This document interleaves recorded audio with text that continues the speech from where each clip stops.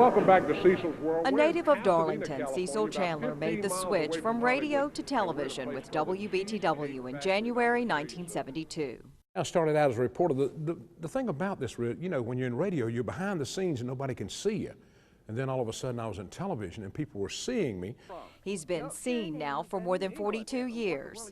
When I got into it, I really loved news. And I got to the point where I was mad if my story didn't lead every night, because I always like to have the first story.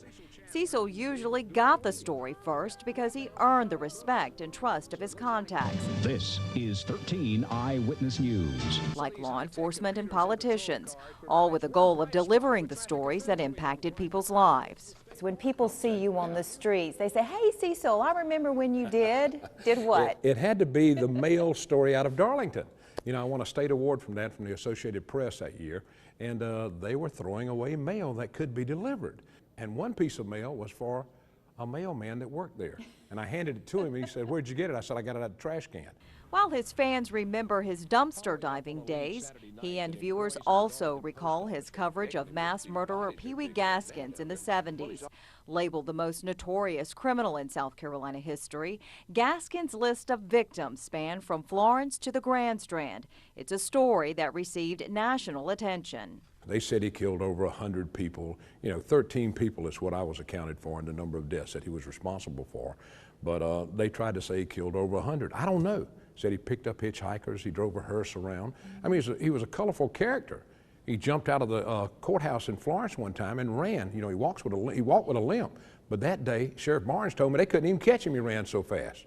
So, you know, that was kind of a little put on, but he was, you know, he was something else. And covering that story and getting to talk to him, you know, it really makes you think, you know, people do some crazy things.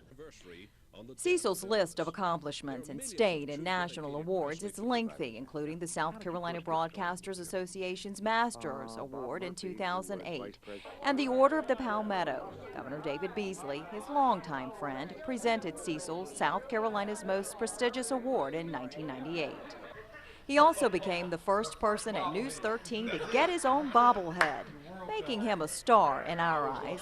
Speaking of stars, Cecil's had the opportunity to meet countless celebrities and famous people. I've had an opportunity to interview so many great people: Jackie Gleason, Bill Clinton, Jimmy Carter, Ronald Reagan, you know, and Ford, President Ford.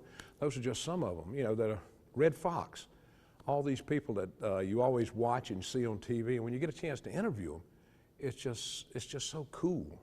Cool indeed, but even better, Cecil says, is the local people, those he's met along the way in communities across the Eastern Carolinas, and those he calls friends and co-workers. It makes you feel good when you go places and people recognize you, and you know, you're just thankful for what has happened in your career. But I've just been lucky. All the people I've met along the way, everybody's been good to me, and I've met a lot of great people. It's just, I just love what I do. What's the best part about television, Cecil, about working in television? Nikki, I think the best part about television is, in my 42 years, I've met a lot of interesting and good people that I've worked with, and they're still my friends today. And I mean, I think that's what's most rewarding about this business, because when you make friends, they're always your friends, just like you and I, we've been friends for a long time.